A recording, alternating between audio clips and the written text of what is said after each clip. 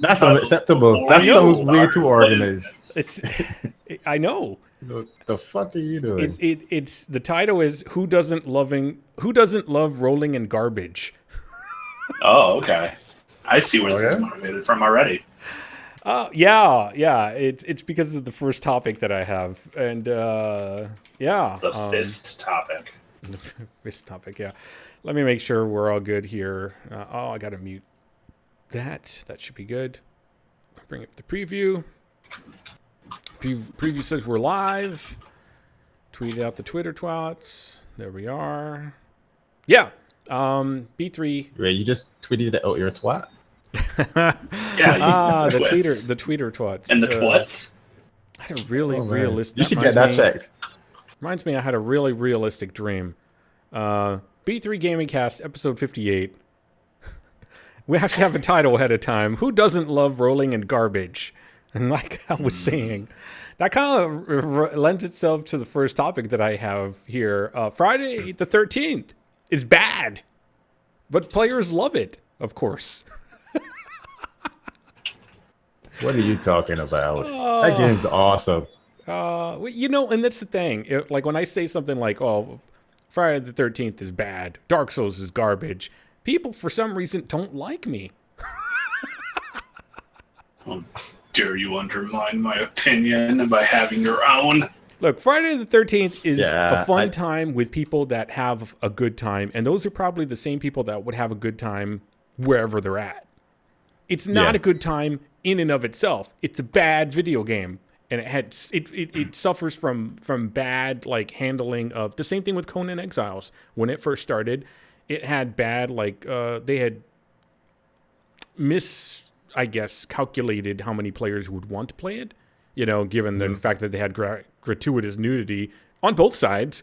I don't know how they would have thought that wasn't going to be a drawing point. So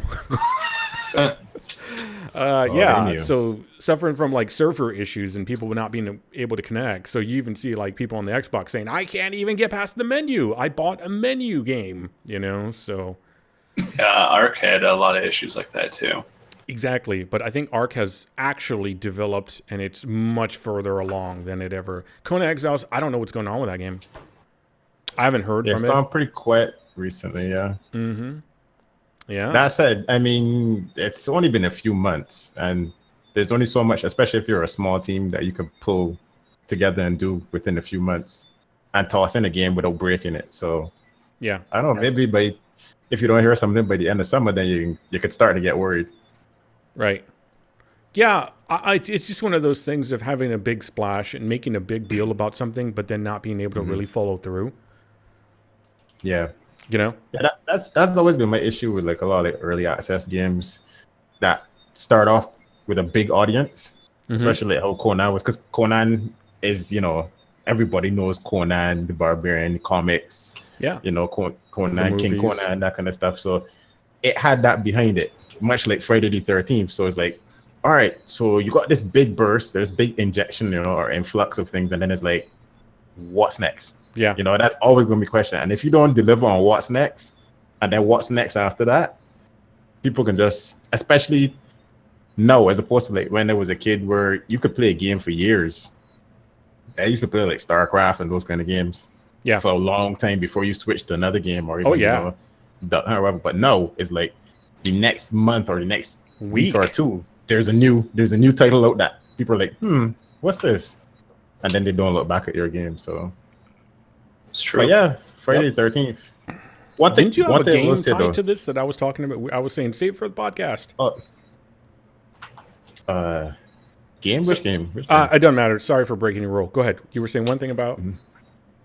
No, I said one thing about it that I do like that they apparently you can see that they spent time with is the kill animation for Jason. Oh yeah. The butts, yes, in terms of shape, but not in terms of how they move. Yeah, they have some weird fucking angle movement. But the kill animations for Jason, like the numerous different ways that he can kill people in like fireplace. He can, like, if you go and hide in the tent and he pulls you out the tent in your sleeping bag and then bangs you against a tree, like how he did in the movies. It's like, pretty brutal. Things that kind of pull, yeah. Damn sure. Rips your mouth open or stretches your legs completely into a split that you can't physically do without dying or being, horribly disfigured. Mm-hmm. It's got some cool kill animations. Outside of that, I think the game's shit. I mean, I think, and I've felt this for a long time, that it looks better than the games that it mimicked. Dead by which would Daylight? be like Dead by Daylight. Yeah, Dead by Daylight may not have looked as good, but I think it probably had better overall mechanics, maybe? I don't know. Or gameplay types. Or maybe not even that. Maybe just more monsters. Or it seemed like it had had a more good monsters, sustained amount of time that it was Did it played. have more monsters? Yeah, Yeah, for it sure. does. Yeah. They actually introduced a new one recently too. Oh, okay. Just came out. Yeah. It seemed like it had to be somewhat competent because it lasted longer than a week. Did it have People still play it. Did it have multiple like powers and abilities like Jason Yeah. has? Actually, some of the abilities that Jason has Or seem like if they come directly from that. But That I mean, makes sense. there's only so much you can do with monsters and whatever. Like, there's always going to be an overlap. Oh yeah. So you can have different ways. Like Jason obviously has a lot of different ways to kill people, but the abilities, like him teleporting, which was never in the movies. There's a monster in Dead by Daylight that's their main feature, that they can teleport across the map to where players are. Gotcha. Yeah, Vote's the same. None of the other ones can do that. Mm-hmm. Vote's the same. Dead by Daylight looks much faster than Friday the 13th. Oh yeah. And here's the thing. Those maps are probably a lot smaller, number one. Number two, that's probably why they gave Jason the ability to teleport. Number three, the downside of Jason teleporting is that I've heard players say, I never get a chance. He's just immediately on you once you're caught. Like, even if you break free from him, you're just caught again. Yeah. Yeah, you do end up literally right on top of the player. I have seen that. It looks pretty lame. However, I will say that I watched one match, and it was at the end of the match. It was the last person alive. Like, some people got out, and a bunch of people got killed. But that person had to survive for just over 3 minutes. And Jason was on their ass for the whole time, and they survived. Wow, that's a crappy Jason. No, that's the thing. Jason How wasn't did he playing live? bad. He dodged. He jumped through the windows. He cut back. Basically, what he had to do was the only tactic you can have at that point. Yeah, you can't be out in the open. You have to utilize a house, and you have to utilize like furniture and objects in there, because if he tries to dash toward, he can just teleport, do like a little short teleport where they see him following, going to where the counselor is. You have to know when he's gonna do it. So you gotta be familiar with the game, and then you gotta be able to run and dodge and move and set some traps, and just it's also luck too, because I can see majority of the time it's gonna be in Jason's favor at that point, which it would be. I mean, just trivialize the game and give it a Dark Souls roll. Infinity frames, bitch. I mean, not infinity, but invincibility frames. There you go. There you go. Yeah, but that person these players just keep rolling at my feet. God damn it! This is not Dark Souls. Stop it. Yep. And like what that player was going to was that they equipped themselves. Like, you can grab a pocket knife. So they had pocket knife. They had the firecrackers. They just utilized everything. They had a bat. Everything. Nice. So they used everything, and you gotta time it right too, because you could swing at Jason and miss, and then he just grabs you. Does either game have more or less tools to utilize as a survivor? I think your characters level up in Jason. I think they also level up in the Dead by Daylight. I mean, like, you're talking about like the pocket knife, whatever. I know there's like calling the cops or something, or maybe that's just the condition to win, like a timed condition or whatever. But I was just wondering how the two compared in terms of like options as a survivor. Because I know the other one, it seems like in Dead by Daylight, it seems like you have to repair everything, and that's how you win. Yeah, I got nothing. I don't know. Well, I know in like Dead by Daylight, you gotta repair the generators to open anything to get out. But also too, if it comes down to you being the last player, there's a trap door that you can find that allows you to get out. But you have to be like the last player. Gotcha. I think at Jason, you got like a few more things that you can do, like call the cops.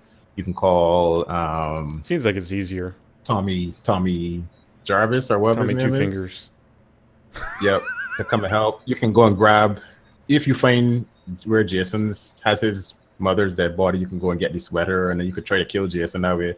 It's not all, they're not easy, but I think it has a few more options. But I could be wrong because I haven't looked at Dead by Daylight. That's probably why I got the impression that the Friday the 13th game was better, just because it seemed like there was more stuff more friendly for people to play without having to feel super competitive, because you have to know like every nuance in order to win. It's definitely not as competitive because when you lose a match in Dead by Daylight, you get deranked. Yeah, you have your ranking to either 20 or you're going to 1. I can't remember. It was either reverse or forward, but let's say you have to get to rank 20. You would see people that would join lobbies that were like rank 18 or whatever, and they would see people that are lower than them, and they would leave. How about them facial animations, though, huh? Yeah, I mean... the dead doll face. Yeah. I haven't seen anything that spectacular since like Team America.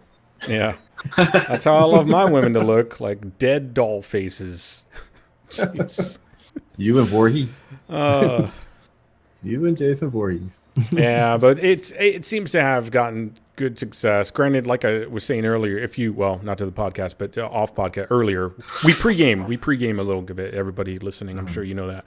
But earlier I was saying, like, look at their Twitter. Their Twitter's full of like, oh, blah, blah, why this? Why? You know.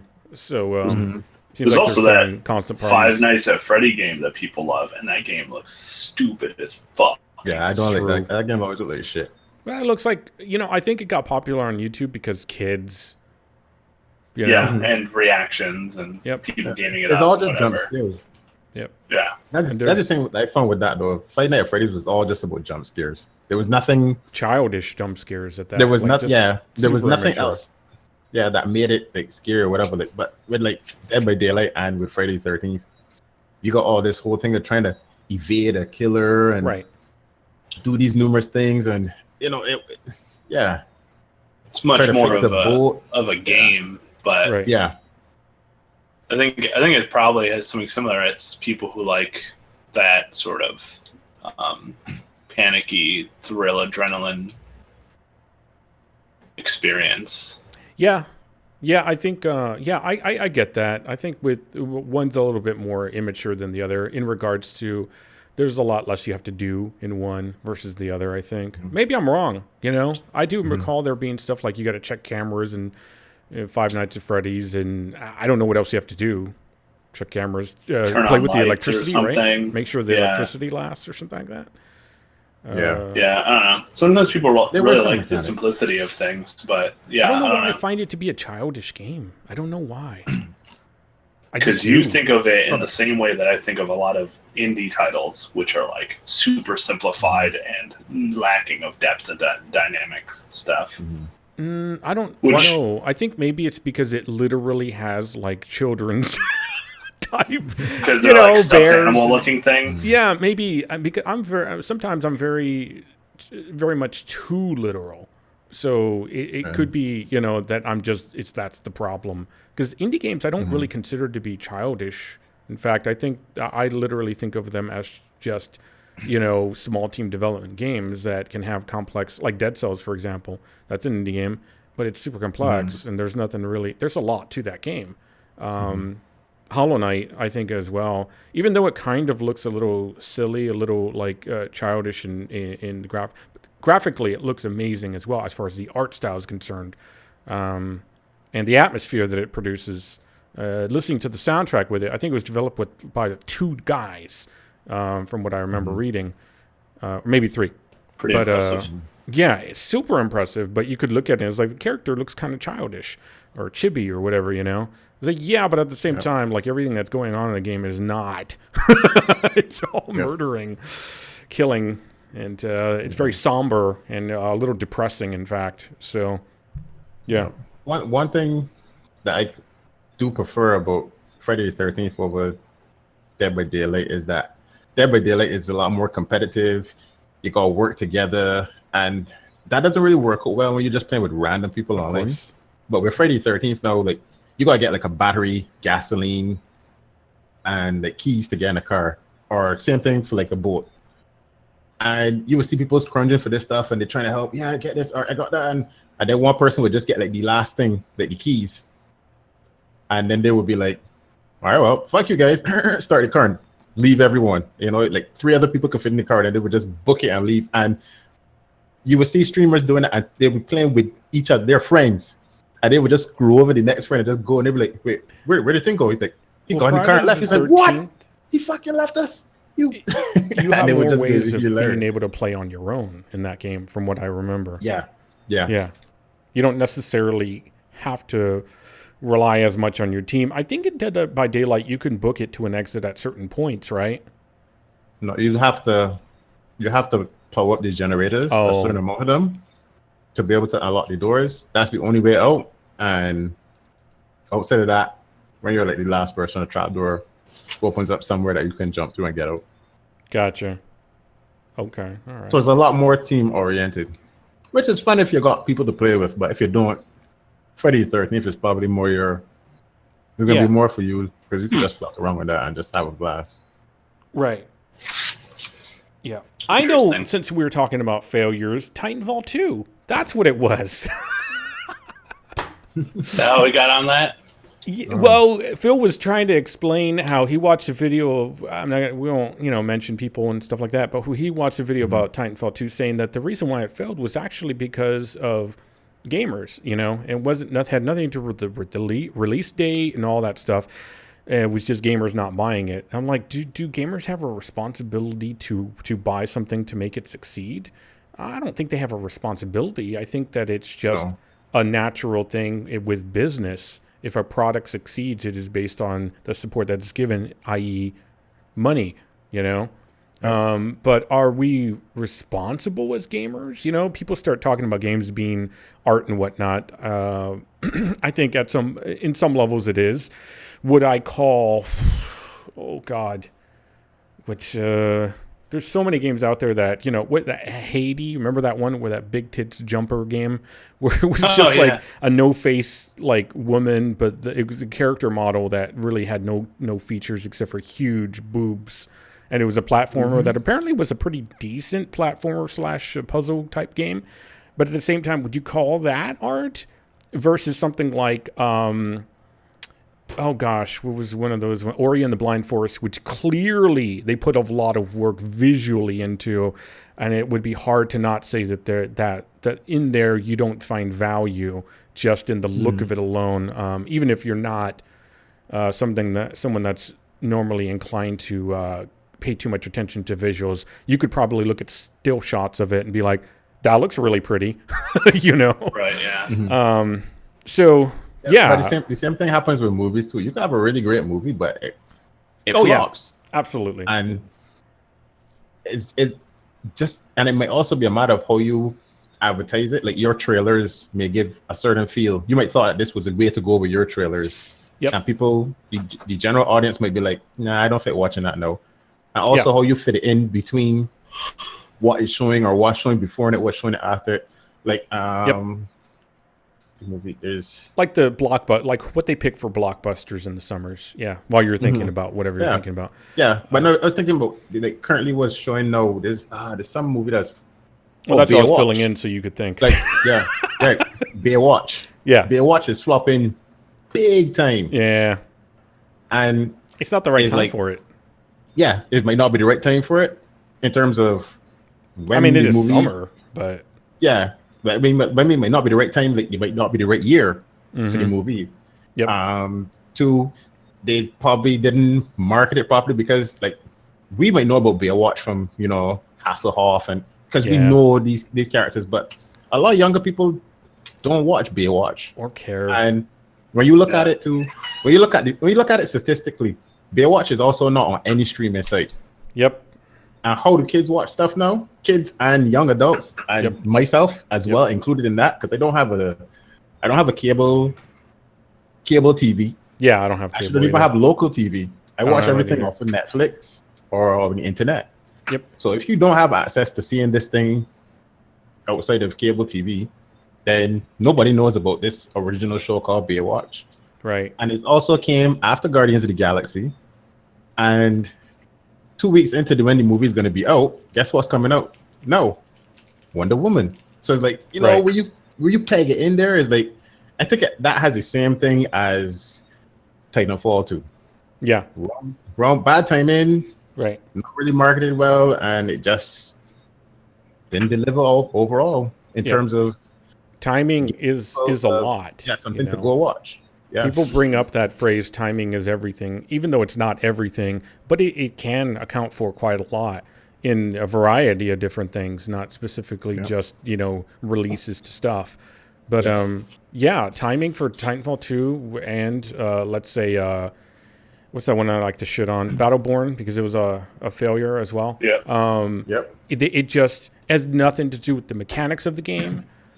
And maybe even doesn't have anything to do with the story, because gamers that really like video games, meaning games journalists, enthusiasts such as the B3 GamingCast or bigger cast, clearly, other outlets, whatever, they seem to critically like the game.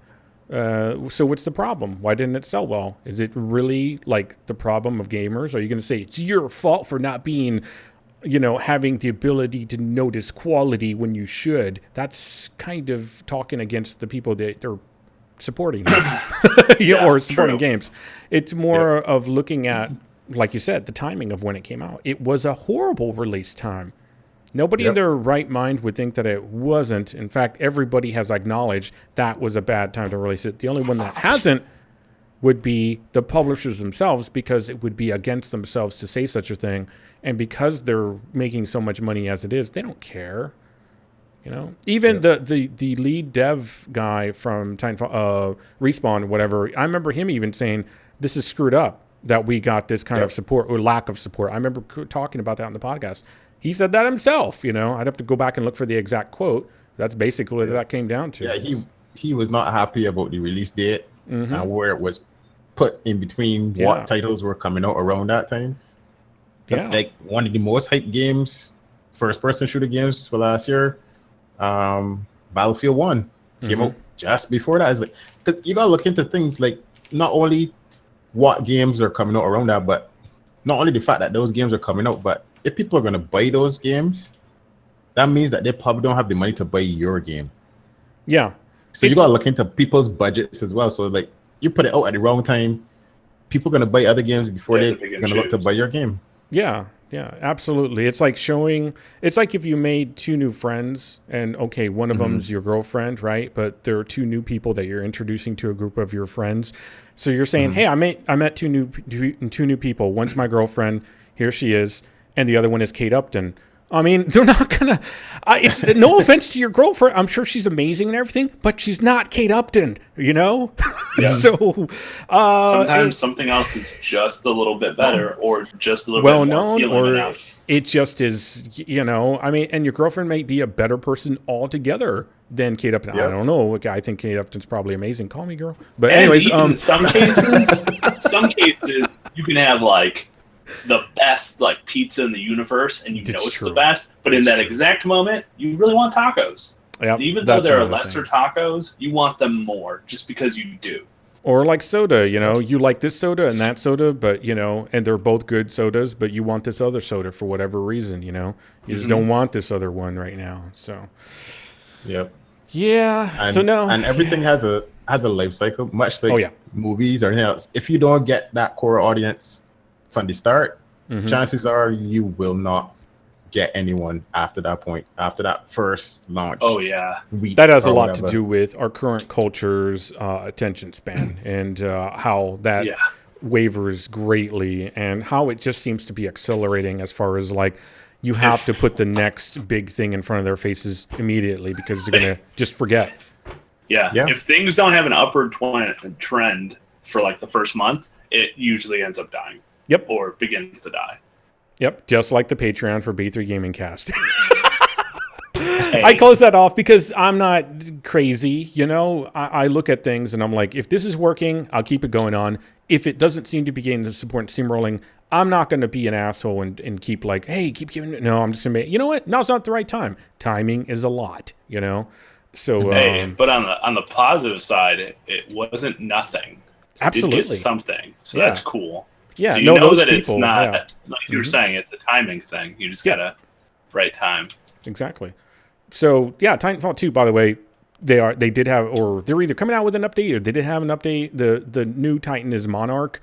I think it's Monarch something or other, but apparently his system is all about like upgrading the core Titan versus having like a type of like instead of having like a hero Titan where there's like, I'm a samurai or I am a fire guy. I don't really know what you upgrade. Article didn't explain what gets upgraded. Like you upgrade to get, can you do a different upgrade paths or what exactly is the upgrade? You know, I'm not really sure, but it's a different type of Titan. And then they're also going to have like an old map that they're bringing in, and then they're going to do something like double XP weekend, as well as something like a new game type where it's, I think, free for all Titan beating the hell out of each other Titans. I think that's what it is. I think some people are gonna like that. Yeah, sure. You know, throw them in a small arena. I think there's something like that already. But anyways, it's just current free for all. The point of the podcast is never to be fully, you know, inclusive of all the information. It's more to give people, hey, that sounds interesting. Let me go check that out. This exists. Yeah, let me go. I forgot about Titanfall. Let me go check the update. You know, and there are people still playing Titanfall too. So absolutely, it has not died. Yeah, it has not died. It's just not Call of Duty or Battlefield 1 strong, right. You know. Right. There were also people playing the original Titanfall when Titanfall 2 launched, so that doesn't even mean that much. You know, oh god. But also something else that we didn't mention too that you got to factor in is how people might have felt about Titanfall 1. Exactly. Which is what happened with Watch Dogs 2. People did not like what Watch Dogs 1 became. And that affected how they were. All that. Yeah, that affected how they were, if they were going to buy Watch Dogs 2. Which, and on all accounts, I've seen from like even Grindhead Jim playing the game. Jim plays. It's a much better game, completely better game, but it's so way less.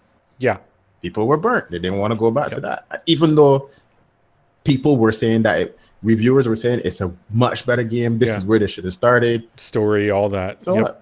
Doesn't matter. People don't want to bet. People don't want to bet. That's just the way it is. Doesn't mean it's a bad product. Just means just not gonna sell. Yeah, it's true. It's true. And again, that goes right back to the mentality of how people think now. It's like, you know, this thing now, oh, forget about that. This thing next.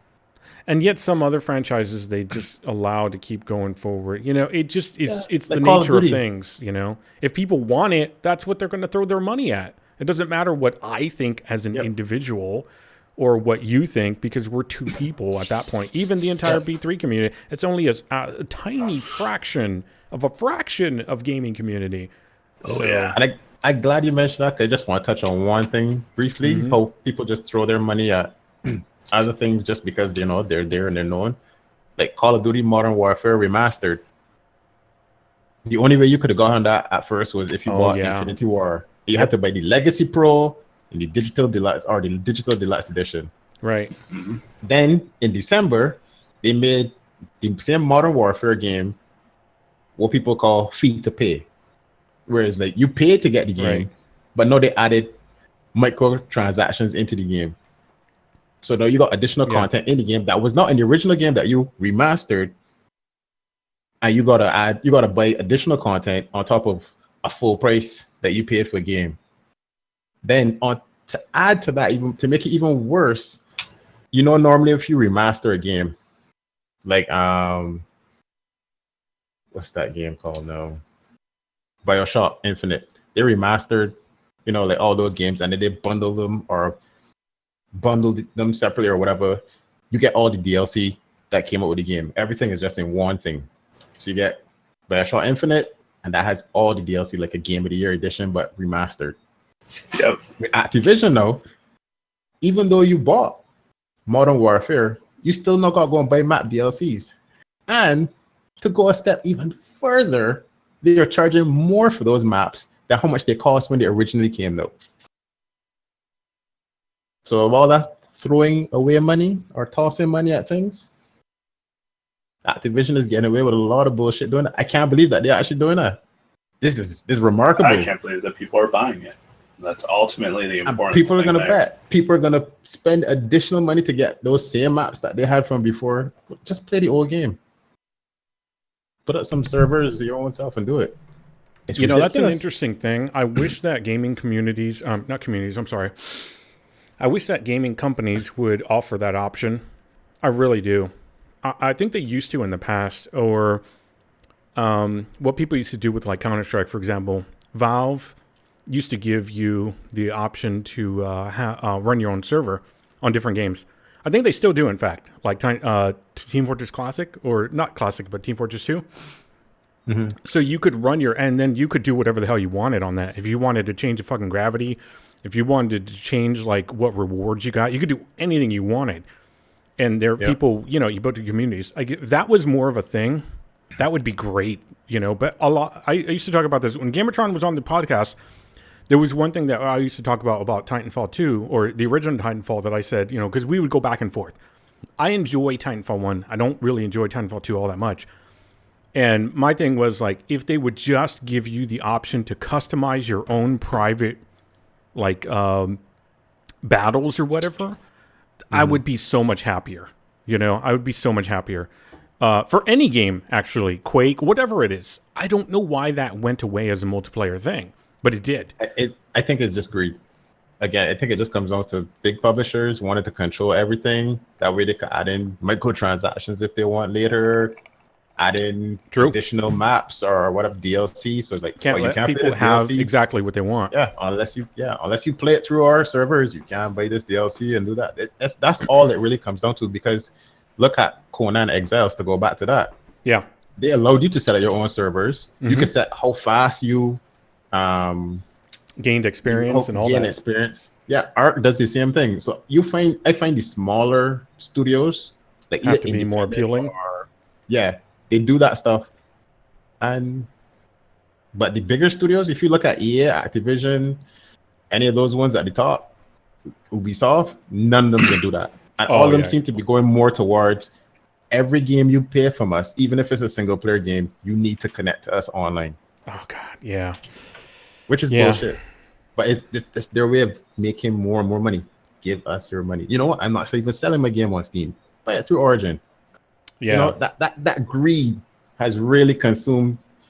And I understand it, because if you've ever worked at a corporation, a big company, a big enough company where you have like a few hundreds of people working there at the least, their goal is always to make more money than they did at the last quarter.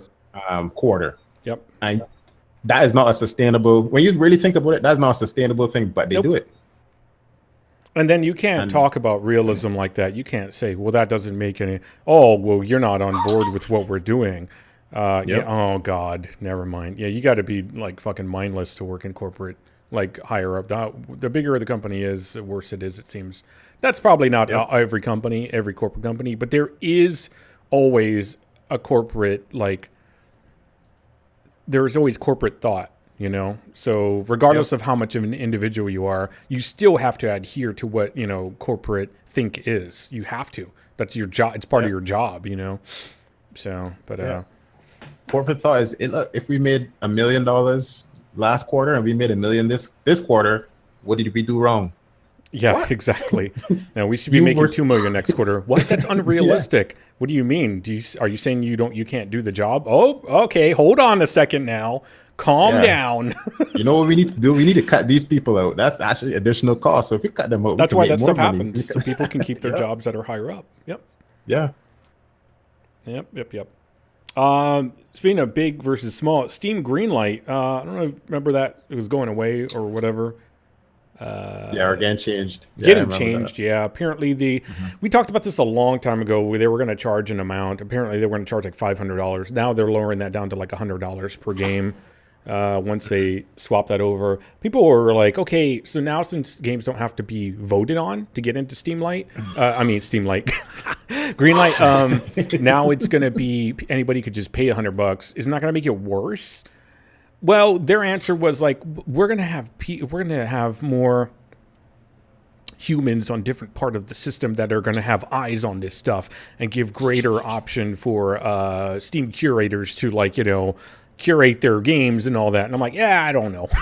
I don't. That sounds like a bullshit answer. That doesn't sound like an actual plan. That sounds like an idea.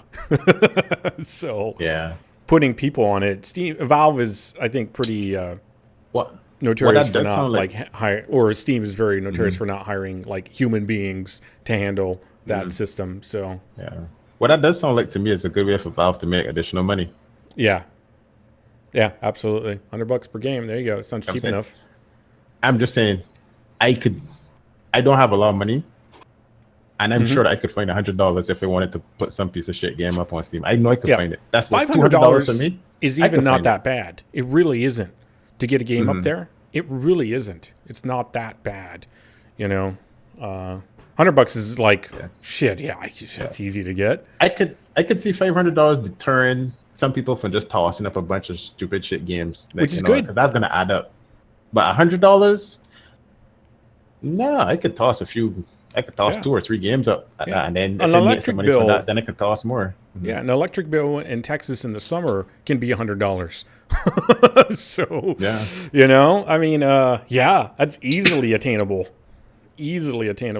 So, yeah, I think it will flood them a bit more, but, you know, I don't know. I just stick to the things that I know about and research. Yeah. For sure. More updates to games. R6 Siege Operation Health is going on or whatever. Part of that Operation Health, I mentioned it last time on the podcast. Part that I learned about today is that they're going to be updating the player model hitboxes. Now, I've heard the hitbox term used in a variety of different ways. The way I know about hitboxes is through fighting games. Hitboxes have to do with how are you able to hit your target? It's not you yourself. It's where on the target can you hit them in order for them to take damage.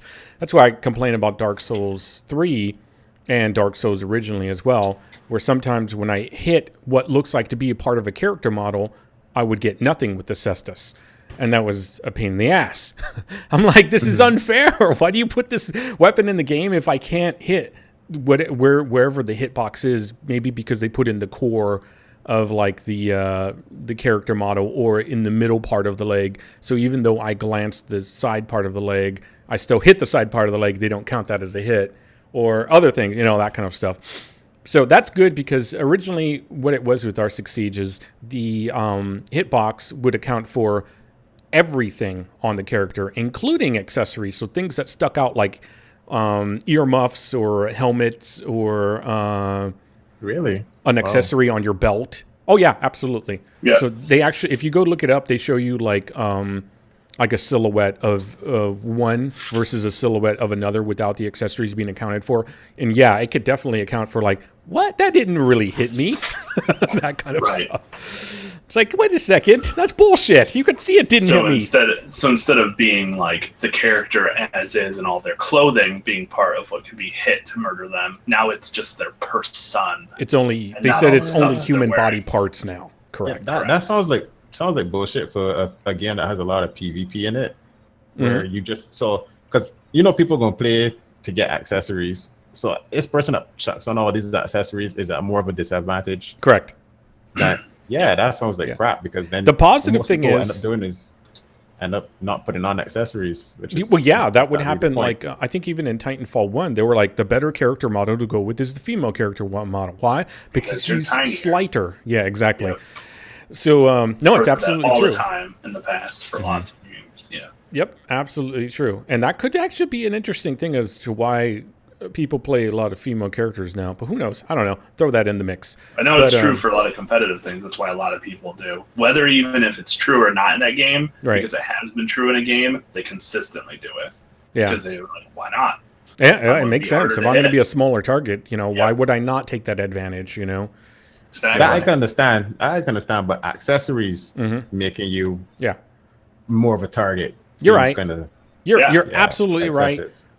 But character models I'm familiar with. What they've absolutely always done well with R6 Siege is continually update it. They just don't let it sit there for a fucking year. Warframe, sorry. They just don't let it sit there. Any number of other games, The Division, throw that in there. Same Ubisoft property.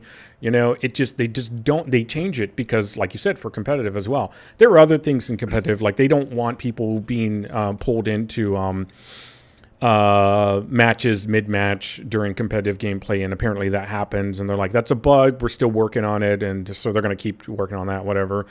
And that is garbage. You should never be pulled into a competitive match mid-match, like at 2 games have passed or whatever, and you're pulled in on the 3rd round or something like that, or the 2nd round. That's garbage. So yeah, that's good. I just think that they have shown that they really care about that property, and they keep making updates to it, and that's great. Another property, Ubisoft, For Honor patch 1.8. Apparently, they're going to add in a 10-minute matchmaking penalty for people that quit mid-match, because apparently that's been such a huge thing. And you're now going to be rewarded for player versus AI matches, which is something that actually was a conscious reason why I did not pick up the game. Because I like to play AI to avoid such things as toxicity, to avoid such things as other people being idiots or not knowing the roles, AFKers, leaving the map, all number of things. And if I want to get away from that but still play the mechanics of the game, I could play versus AI and have a good, happy time. So, that's good. I think another reason why they're doing it, that player versus AI adding rewards, is because the population is so small now. This keeps dwindling. Yep. There's some other updates that they did to the game, but those were the 2 big ones that I saw. That's still a game I will get. I've said it way back. I just want it to be at a price that I feel that I would get value for the money that I spent. That's all. So I can't wait to play it whenever the fuck that goes to $5. that and No Man's Sky, right? Those are hell yeah, I'll play now. I would actually. I think No Man's Sky is a $12 game for me. For me, it is so worth $12. Like, meaning I think it's worth more than $12. But like a stripper, you tip small because you're not going to get a lot out of it, right? So it's just, yeah, I'm just going to pay $12 because I'm getting more for less. But I think it's worth more, you know, that kind of thing. Yeah. So, yeah. So $12. Oh, yeah. 15. I don't know that I'll play it all that much for a $15 game. But $12. Whoo, yeah. $10. Oh, yeah. We're good. $10. I'll buy it for $10. Absolutely. I'll buy it for $10. Not a problem. I'll buy that for $1. I'll buy that for $1. Yeah. Exactly. Okay. Let's see. Other updates? You guys have any updates to games that you know about that are happening? There's Gears of War 4 is getting a update. Make sure I have the date right. Update. Gears of War 4. Going to drop on the 6th, so that's Tuesday. Any notable things? So what it does is it's adding 2 difficulty levels to campaign and horde. It mostly revolves around horde mode. I think it's called Rise of the Horde update, and it's free, which is cool. It's gonna bring back 2 nostalgic maps, one from Gears of War 2 Avalanche and one from Gears of War 3 Rust Lung.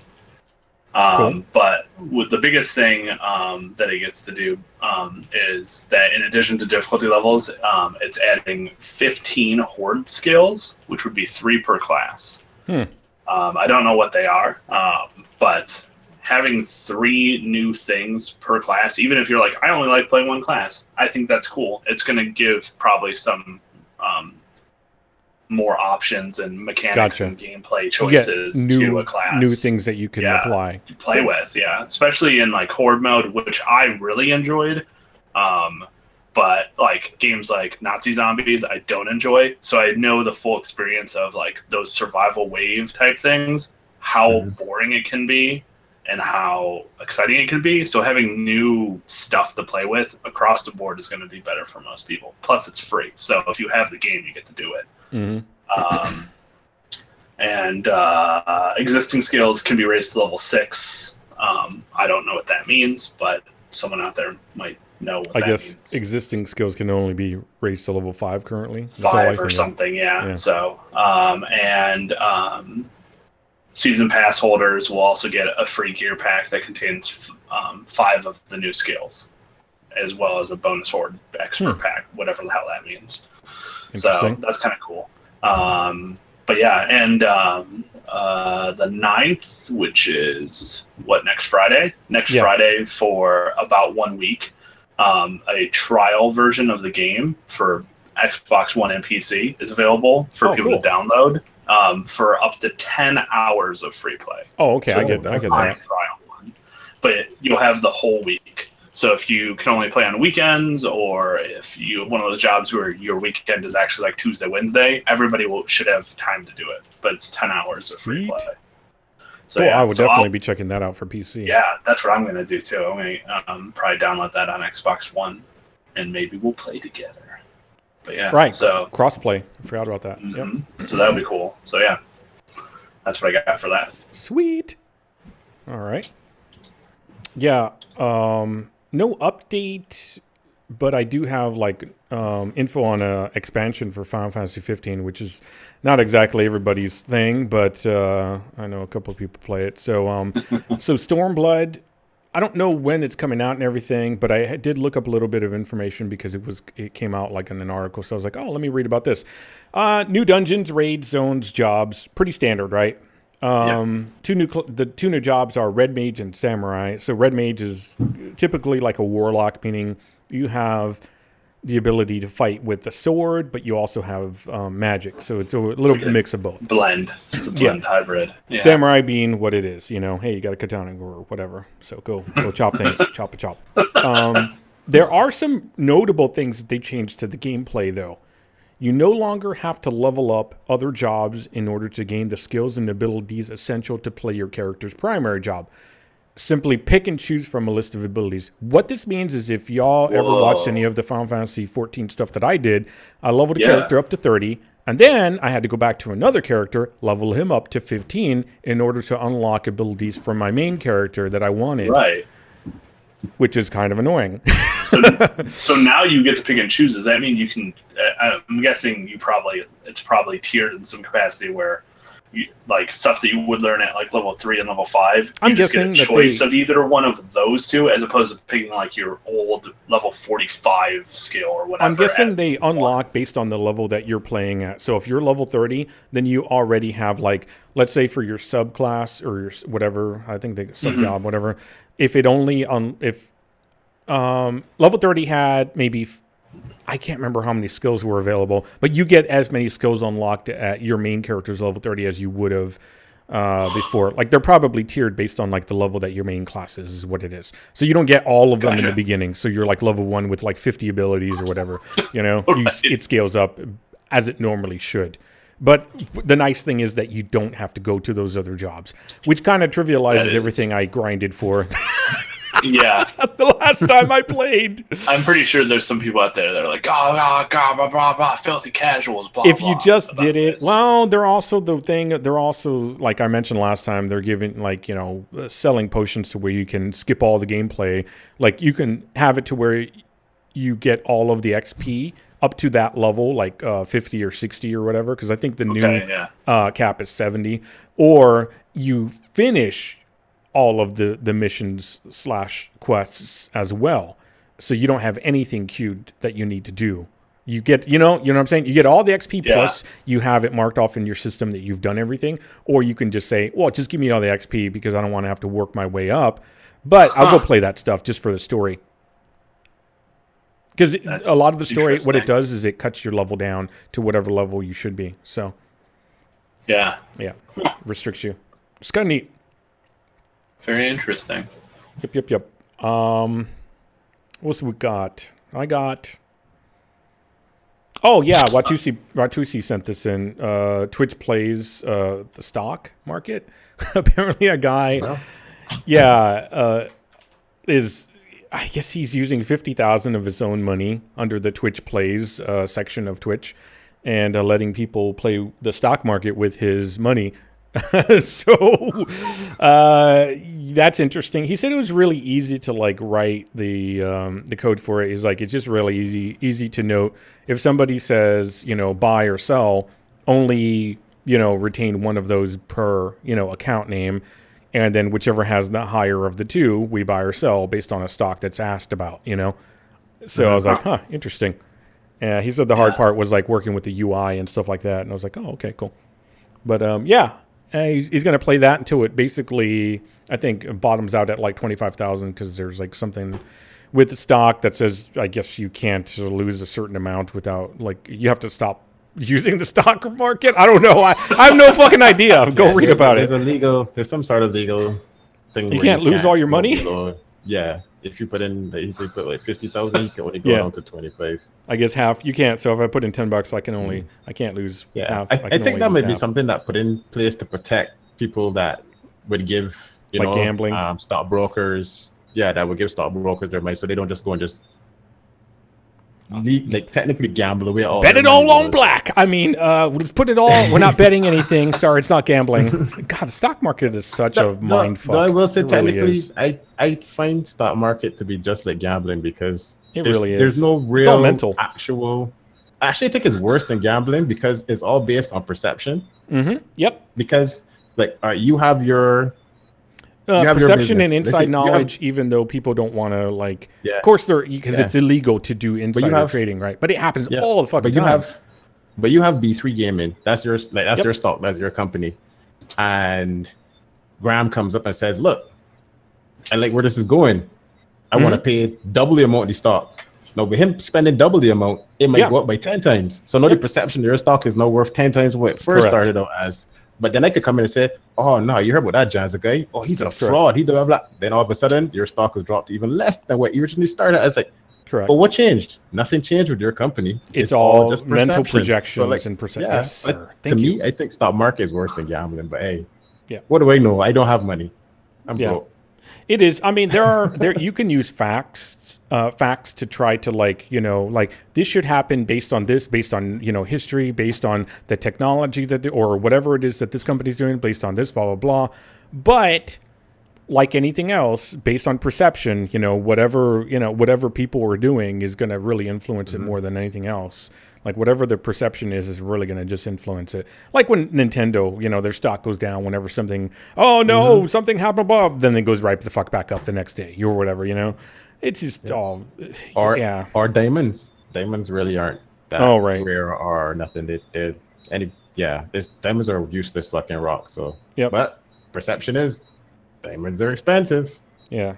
Well, they can be pretty useful actually for like drilling and stuff like that or lasers, but they're not the greatest thing ever in the world. In comparison to a lot of other minerals and things that exist out there, it's not as useful as a lot of the other things that should probably be there's some technically kind of worth more. Mm-hmm. Yeah, there's another mineral that we use, and I can't remember what it is, that we use in like pretty much every electronic that's way more useful and that should be way more. It might actually be way more expensive, honestly, because it's kind of hard to get, and I think they can only get it in certain places as well.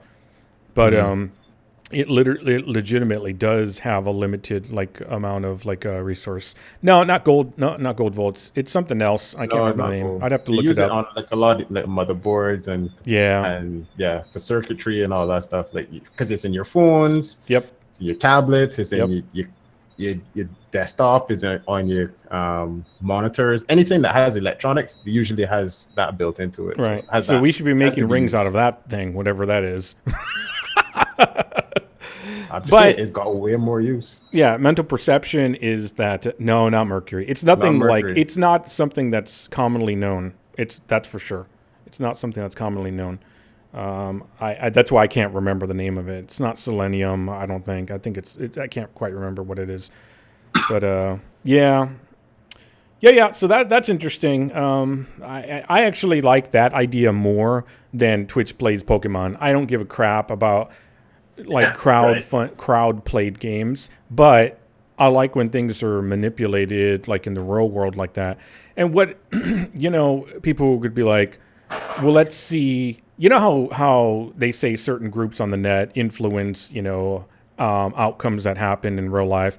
I was like, well, I'd like to see that happen for the good. Let's see if those people can make that account fucking make a shitload of money. If certain people think that they manipulate and they can do that, let's see them manipulate the stock market. Although, what did I just ask for? That's crazy. Yeah, And if that's the case, why wouldn't they tantalum? It could be. It's been such a long time. It's tantalum because this used in like circuit board components and capacitors. Is it found in one region in Africa or something like that? That's like highly contested over. This one thing that I remember reading was like that. It's highly contested over. I know there's a shortage of that stuff. No, whatever it is that we're thinking it is a big shortage of that. Yeah, I read about that, whatever it is, like a couple of years back, and I was like, holy shit. Yeah, crazy. The thing I had to leave for earlier was my dog wanted his blanket. How I knew? Because I turned around to see where he was, and he was staring at the bedroom door, which is open. And I'm like, why are you doing that? And he's just looking at me, looking at the door.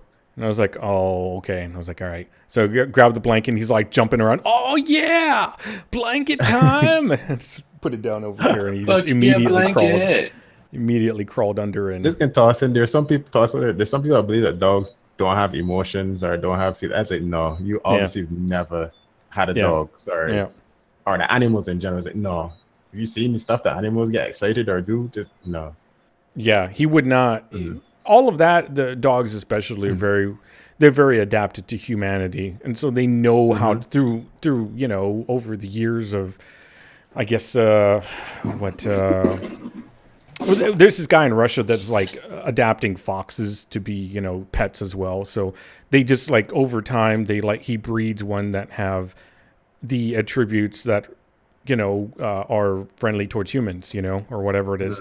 So if they have certain behaviors, it just seems to be that through genetics, that genetics plays a big deal in that too. It's like that's how you we just pick dogs. the ones that have the best behavior or whatever. And I think they're also behind the genetics is the learning too of the it's like, well, these ones that have positive attributes towards humans, they also learn from their whatever their parents or whatever, I guess you want to call it that, those same attributes. So I'm losing track of games. Yeah. On a interesting note, since I don't think any of us have any plans to play or whatever the Nintendo Switch, they talked about their online service. Yeah, I heard about that. So a lot of people are familiar with the Xbox Gold and the PlayStation Plus, the online services, and then all the other shit that comes with it. For Nintendo, I don't recall it having an actual name or anything fancy, but the online service for it online, it will require a subscription fee, but it's going to be 1/3 of that of the other one, so it's only going to be $20 a year. How much you bet that's not going to be that way, like in another year? I guarantee it. But currently, that is what it is, and it's very similar to the other stuff. Like, no matter what, even if you don't subscribe, you still have access to buy shit and like manage friends and all that crap. But if you get the online service, then it allows you to actually play online and do different similar online things. This one includes the classic game selection as well, which is probably a big deal for a lot of people. And then, of course, it comes with deals, whatever, just like both services have their own exclusive deals. What's interesting, though, is until the service is like completed and goes live in 2018, until then, the actual online gameplay part is free to people who don't have it. So now, you can still play online for free, but once it goes live, that will no longer be a thing. So right now, it's like PlayStation 3 world, and it's going to go into like PlayStation 4 world. So basically, what you're telling me is that my first fix is free. Yeah. Because exactly. all they're doing is getting people hooked. It's, oh man, it's awesome. I could play with this person. I could do that. Well, and then it's like, oh hey, guess what? No, you got to pay. You're like, fuck it, I'll pay. It's only $20. This is huge for Nintendo, right? This is a company that just a couple of years ago was like, they're like, we don't do online. Fuck you. Exactly. That's what they were. They were like, and to me, when they said that, I was like, they just don't want to do the tech that's involved with it. That's all it is. I might have even talked about this in a previous. I'm sure I did in a prior podcast. I think so. Yeah, it's just, that's bullshit. The same thing they said about mobile gaming. Yet what do they, Yep. And I don't mean the Pokemon, I mean the Mario one that came out, That was huge. The Pokemon one was huge, but that wasn't exactly Nintendo developed from what I remember. It was a different company that developed it for them. But still. We're not doing mobile apps. No, fuck that shit. But you know what? To their credit, they're not the only company that's come up with that. Apple was completely against the whole App Store concept. That was like well, that was easy. They just had to kill Steve Jobs, and they did. No, he was alive. He was no. Come on, John. I'm sorry, that was a tasteless joke I had to make. I'm into tasteless jokes lately. You should have heard the one about the curl of purple. It was bad. Yep. Oh, so good, so bad. But to tie in with the whole like how you saying they had to kill Steve Jobs to get that done. Steve Jobs was always like, bigger phone. Who the fuck wants a bigger phone? Nobody wants a bigger phone. That's stupidness. Now they make bigger phones. I'm just saying. You can fight it so much, but if you're, numbers your talk, market, baby. your demographics say we want a bigger phone, you're gonna make a bigger phone. I don't give a fuck what you think. You can only hold on to your principles or whatever, because money talks at the end of the day. You can hold on to your want to direct things a certain way as long as the money is coming in. Once it stops, such as like with YouTube and their advertising garbage that's going on. Somebody pointed me to a video by Philip DeFranco talking about like the advertising, I forget what their catchphrase is for it. Anyways, about YouTube pulling out ads and all, or not YouTube pulling out, but advertisers pulling out of like supporting YouTube through ads and whatnot. Not supporting, but wanting to advertise on their platform. I have to get these terms right because it's not a cooperative thing. It's fucking business. So YouTube is extremely notorious for not giving a shit about ever mentioning anything that's ever happening. They don't give a crap. They just don't. Because they're always making money and they don't have to care about like telling people what's going on because they're making money. Well, they released some info about like, okay, here's the rule set for like demonetization and all that. They just kind of reinforce this stuff. They're like, I was like, it's kind of odd a little that YouTube is actually bothering to like keep people informed of things that are going on, talking about like how the advertisers are coming back and stuff like that, and how your your monetization should be better soon and that kind of thing. The only reason why I could see that a company would do that is because they got hit really fucking hard money-wise. Otherwise, they wouldn't care because they have not needed to historically, So, everybody's got to change, I guess, is what the fucking point of that is, right? Everybody's got to change, especially if you like money. So, yeah. Let's see here. I got a few more things here. Extinction is a game by developer Iron Galaxy. The guys that made Dive Kick, which is pretty neat. It's like I don't know if you're familiar with this, like a 2-button game, jump and kick. That's it. So, and then well, there you go. Yeah, it's a really well done game. What actions did you do with your 2 buttons?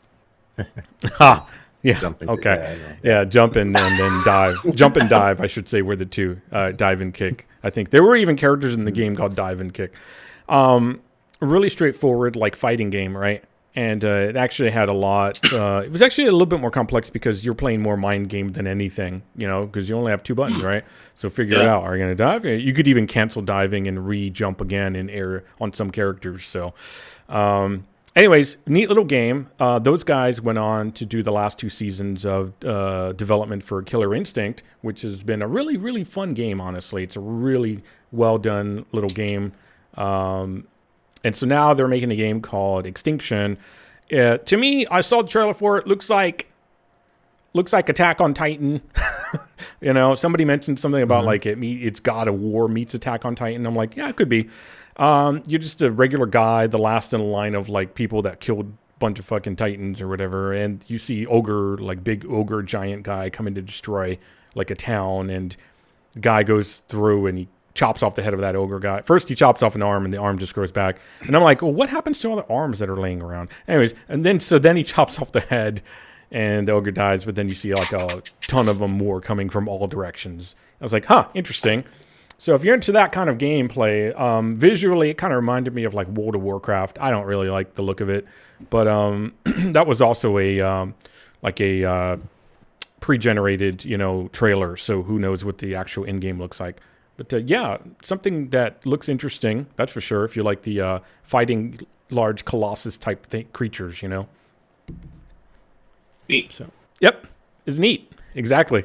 Another new game, GTFO, literally, get the fuck out, is going to be a hardcore co-op action horror FPS. Interesting. Developed by 10 Chambers Collective. Let's see here. It says here 10 Chambers is completely self-funded, meaning there is no board of directors that dictates creative choices. They're going to go for a very niche audience. They want to really stress and force the, interactive element. They want diehard co-op people, so 2 to 4 people. They say technically you can play it by yourself, but that's not the. It's really not, recommended. It says that you'll die and get lost in the game's endless maze. Sorry, I was thinking back to the trailer. The trailer doesn't really show any gameplay, anything at all. So the fact that they say lost in the game's endless maze, I was like, that and it's a co-op action horror FPS. I'm like, okay, that kind of starts painting a little bit of a picture. But not a whole lot. But might be something to look forward to. I forget who this 10 Chambers Collective. I know there's somebody. They did something that I know. I'm gonna look it up right now because I can't quite remember what they last did. It's Payday. Oh, Payday. That's right. They worked on Payday. That's correct, or at least a lot of them did, or something like that. So yeah. Mm-hmm. Interesting. Don't have anything else on that. It doesn't have a release date. Payday is a kind of game that when you play solo, it's cooperative. It really drops in the experience. But as you play co-op, it really fleshes it out. So I could see that makes sense. I'm not really big into survival horror, but I know people who are really into it, and I think a co-op game, that would be something that I know people that I'd be like, hey, go check this out. It might be good, it might not be. Kind of reminded me of like Left 4 Dead, basically, co-op action horror FPS. I was like, yeah, Left 4 Dead. Not in a bad way. I played the shit out of Left 4 Dead and Left 4 Dead 2. I played not as much, but I like cool-ass ninja sword. Yeah. I don't know. I just didn't get into Left 4 Dead 2 that much. I really enjoyed Left 4 Dead 1, maybe because it was a bit more simplistic overall. Yep. I did 2 enjoy just Left 4 had Dead more 2. stuff than the first one. Yeah, and I don't think that with the it added a whole lot. Weapons and stuff. Yeah, it didn't add a whole lot to me. It was just a different game at that point. Enemies. Yeah, I think of 2 as just 1 with more stuff. Yeah, and that's exactly what it is. Yep, absolutely. Like I like some of the maps in 2 and all that, but I don't know. I enjoyed the simpler experience of 1 probably more, and maybe the novelty of it when that was a big factor of it. Although I do remember the mall in Left 4 Dead 2 as being such a pain in the ass that I also kind of enjoyed because it kind of really required a lot of coordination, Yeah. Whereas a lot of the other parts of the game, you could just kind of just do whatever the fuck you wanted. It's true. Yeah, that mall, all those stupid gas tanks. I know. It's such a pain in the ass, but at the same time, it left such a memory. It made for some good moments, yeah. Yeah, it could have, or some horrible hate your friends moments. One of the two. Absolutely. Those are the best. Either or. Bohemia Interactive today announced a release date for its next game, Argo. Bohemia Interactive makes Arma. Argo apparently is just Argo. Fuck yourself. Is apparently just a. It's Arma but simplified is all it comes down to. You don't have things to note with what your enemy is. There's no highlighting of your enemy or a little health bar. And blah blah blah. Yeah, so they're basically trying to make Arma more acceptable to more casual type players, and I wouldn't even say more casual. I would say more just standard players in general, because Arma is really noted to be like a kind of small niche of players will play that because they like all the complex everything that is involved. I need to stand up. In order to stand up, I need to press 5 different keys. No, I'm just kidding. But it so can't when be. do we get Daisy 2 in alpha forever? Well, that would be Daisy 2 was by a different dude, or DayZ was by a different guy. I don't think it was by. Wasn't it based off of Arma though? Based on a mod from Arma, yeah. Yeah. But I think it was so now different. we get a new mod, and it'll be like DayQ. DayQ. And Yeah. it can also sit in alpha forever. And DayZ. People will love it. Day A2. Night Z. There you There you go. go. Z. Night. There you go. Night Yep. Z. Perfect. There you go. Somebody out there, go do that because I know you will anyway. Yeah, there you go. Just make sure never leaves alpha, or you won't be successful. Never leave alpha or beta ever. You can be in beta for years. Yeah. Warframe. So a game that I played over 2,000 hours of, by the way, that I played for years. It's true. So I can talk shit about it as much as I want. I don't know if you guys knew the new Middle Earth game, the turn into a spirit and stab people and orcs, whatever. It looks Mordor? War. Yeah, Shadow of War. It got delayed again. Oh. Yeah, 6 weeks. So now it's October 10th instead of August 22nd. Oh. So Wow. for Yeah, anybody they said that they was wanted like, to make it a better. Yeah. yeah, They want to make it a better game in a month? good Well, reasoning. they wanted cited, to polish some stuff. but, Mhm. yeah, I mean, I'm all for people pushing things back to make things better. Yeah. Whatever. 6 weeks is 6 weeks. Yeah. I got other stuff to play. But yeah, so people who are like, oh my god, I need to play a game right now are probably like, fuck. But don't be alarmed. Yeah. Patience. Yeah, I never And- played the first one. I heard it was great. I've And seen you, I think it was 2 weeks ago, maybe 3, Janzer, you were talking about like most sold games. Wildlands was still up there, right? It was at the time. Mm-hmm. Yeah. They For have a this new year. DLC coming out on Tuesday. Oh, right, I don't know much about it. Fallen Ghosts is what it's called. It seems like from the trailer that, and I don't know how in the world that it's going to dominate the gameplay, but it'll probably dominate the context of the missions where you become on the defensive and people are hunting you. Right. But that doesn't seem like that's going to drive the missions or the gameplay because it just doesn't seem to mesh well because the whole thing is to be tactical and like scope things out and then initiate your plan. And when you're on the defensive, that's not it at all because you're extremely reactionary and that just doesn't match the gameplay. So I'm guessing it's the catalyst to explain what's going on, but it stops there. But it's got like 15 new missions and 4 bosses and new weapons, including a crossbow, which some people love. Obviously silent. And they increased the level cap by 5 levels. And there's new skills, up to 9, I think. And it's going to include 4 new different enemy classes. I don't really know what that means. But yeah. Sounds interesting. Yeah, interesting. Yeah, that is a game that I actually really enjoyed the beta of. I felt like it was a world. I felt like I could be there for a while, even though I also felt at the same time that there wasn't a lot to really do. I just felt when I was playing with other people that we were all having a good time, and it seems like we were just able to do stuff and have a good time doing that. That was the positive part of it. I don't know how sustainable that was because honestly, it did seem like it was not. Give me 1 second here. Hey, Build, what's going on? We're currently doing the podcast, so you're welcome to be in here. That's cool. That's fine too. No problem. Yeah, just as long as you know, and if you want to participate in it as well, that's fine too. Just try to have some kind of like structure to what you're going to say. Yeah, no, I had a great time with that, and I think I would still play it. I just worried about content for the game. You know, I worried about content. So they're adding that, and like I said, 15 new missions, 4 bosses, some extra skills, and level cap, whatever. Yeah, I remember there was one mission that we went into like a mine.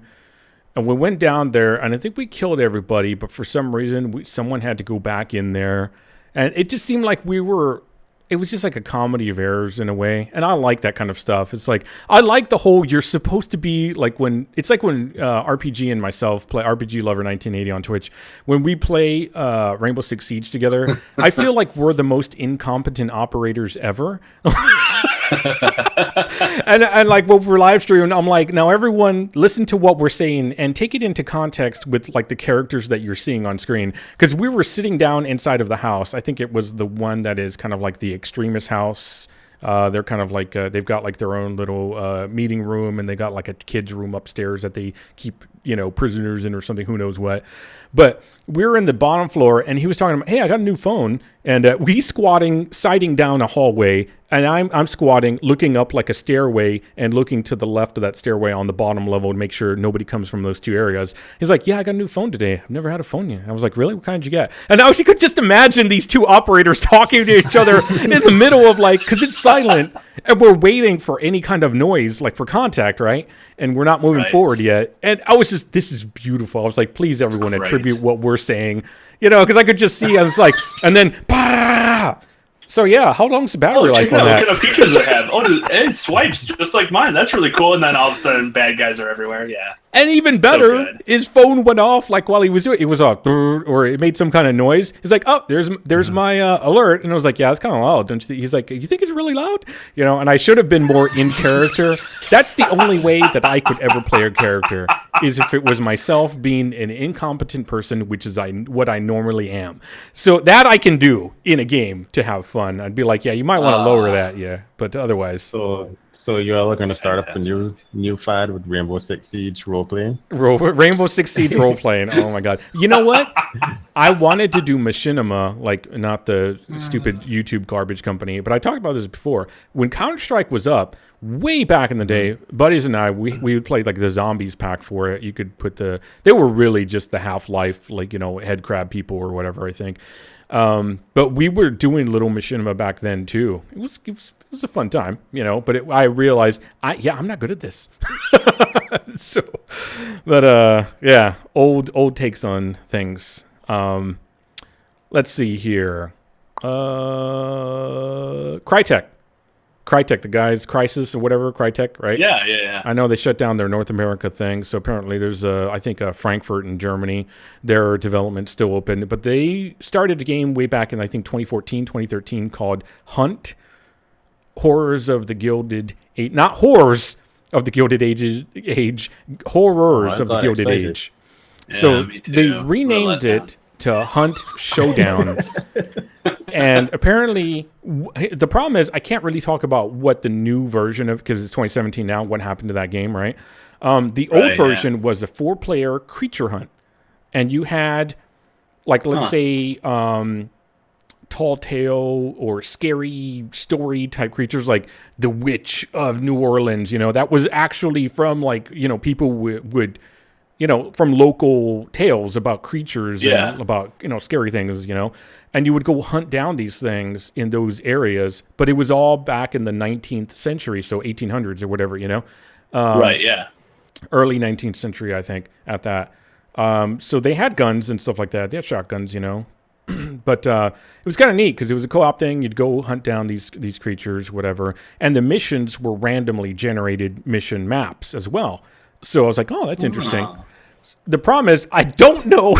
They're restarting the game up. Like another dev team is getting it, and apparently they're going to take it in another direction.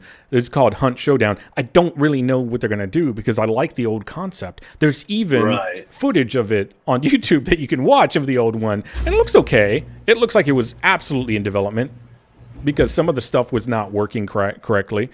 But I was like, huh, that's a thing. Another 4-player co-op Prey situation. Ah, yeah, Prey. Where it started as one game and it's completely different, but it has the same name. You know, Prey, I was reading on, they were saying that Prey ended up being kind of like a System Shock type of game, like a, what do they call it? Spiritual successor to System Shock. Or if you want to put BioShock and Dead Space together, you know, that kind of stuff, which was honestly, BioShock was once again a spiritual successor to System Shock, from what I remember people saying about BioShock. But they said Prey lacked any kind of level of finality. Like when you got to the end, it was just like, it's kind of bland and stale.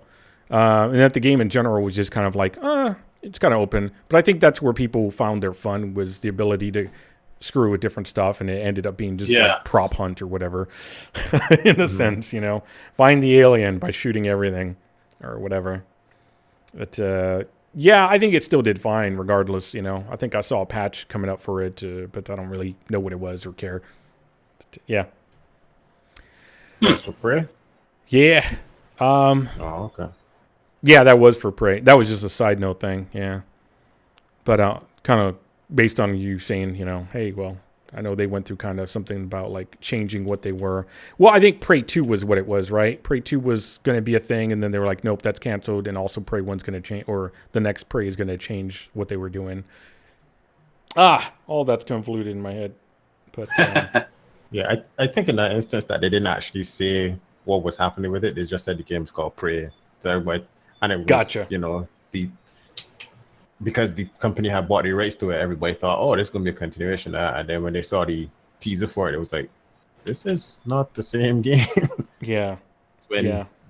All the discussion. I still maintain it's like Half-Life 3. So.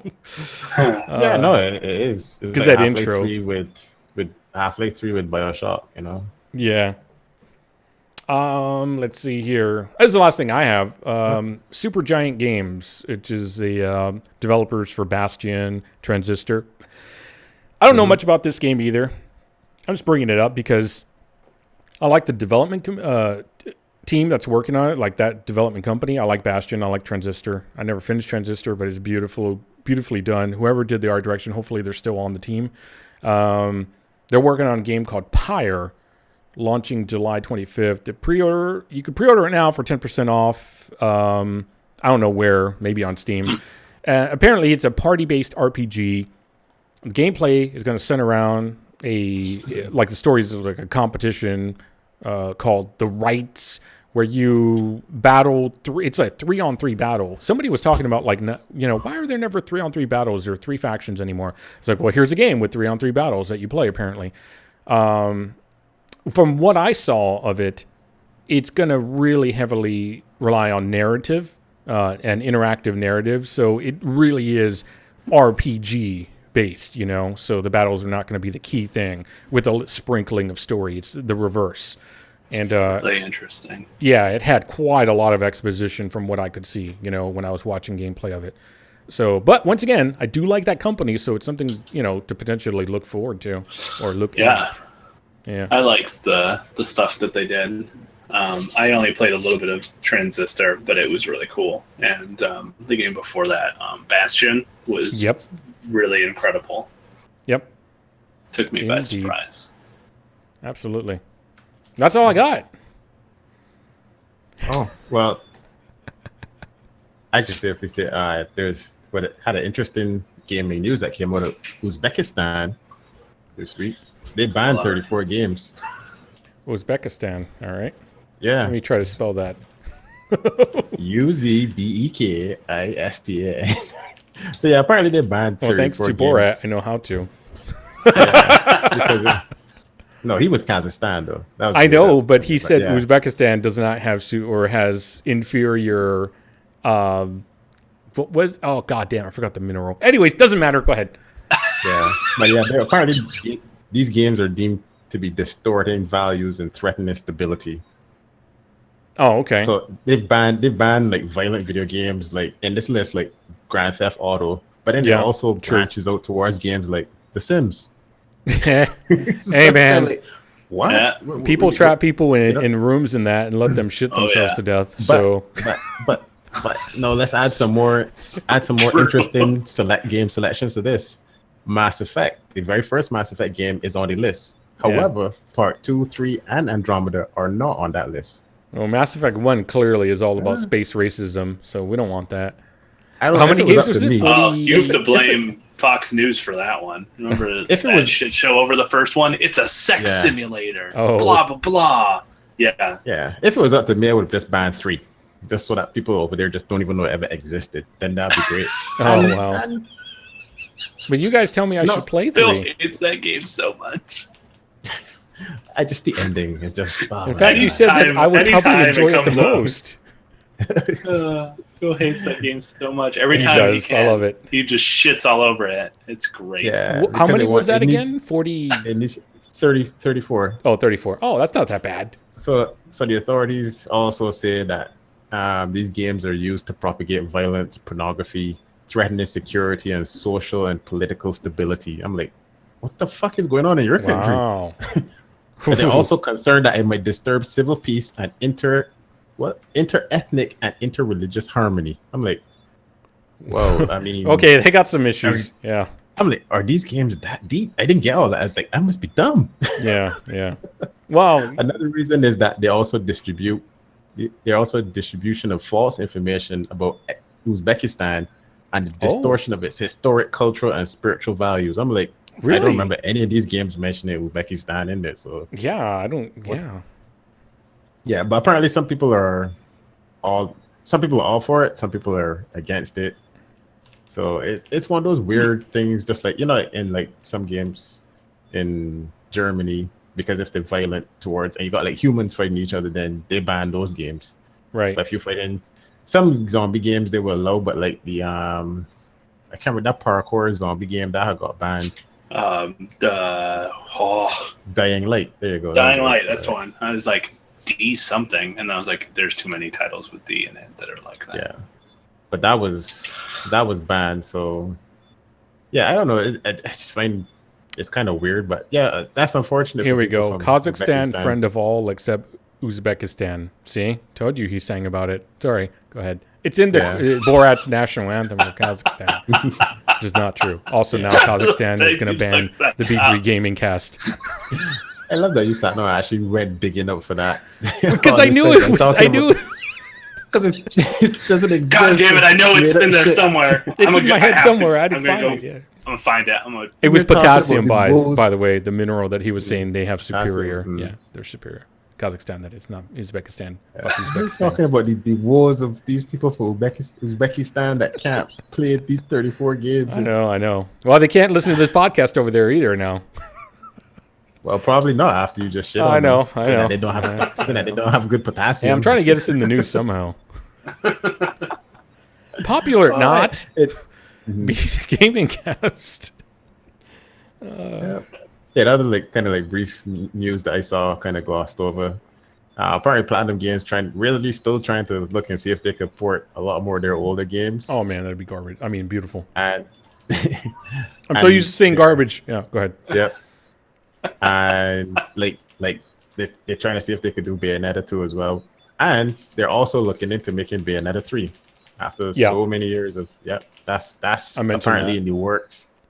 I mentioned that prior podcast because they put up on their channel stuff from Bayonetta with characters doing things 3 times in a row, and people were like, "Huh? Oh yeah. Oh, yep. Bayonetta 3." But I mean, yeah. But I mean, they officially stated yes. They they got this particular team that's working on concepts and stuff. So it's all early development. So you're probably gonna see that for a few years or something like that. Yeah. Sweet. That's awesome, man. I'd love to play more Platinum games. Another interesting, we were talking about you doing role playing with RPG when y'all were playing the game. Go ahead. So talking about role playing in games, y'all know about GTA and this whole big role playing. GTA 5, yeah. Hey, before you go in and shit on that again, because I know I heard this before. No, I'm not shitting on it. I was one of those people back when I had PlayStation 2 and whatever GTA games that I played endlessly because that's all I played. A ton of imaginative role play things. You know what? Fuck this. I'm going to follow the directions of the road. I'm going to see if I can actually get from this place to that place without hitting anybody or running any lights. And it's fucking hard. It is. But anyway, no, I'm not shitting on it again. I'm just saying that I see a lot of people doing it online and it's just shitty. This reminds me, though. It's boring. People it's all intrinsic value. It's all intrinsic value. People used to do this with older versions of GTA as well. I remember one YouTuber specifically that, in fact, people loved his role play server stuff for GTA. what's an older San title? Andreas. San Andreas Andreas. specifically. Mm. That was the one where people would get in there and you could be a pizza guy. You could be a cop. You could be a criminal. You know, all these different things.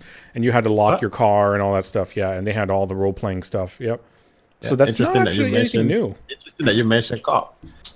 But the newer thing there is that there's this guy that always like obviously, you know, you have these dedicated servers for these role-playing GTA, you know, gameplay. So like a lot of like streamers and stuff will go on to like this particular one, and there was always this guy that would be playing a cop.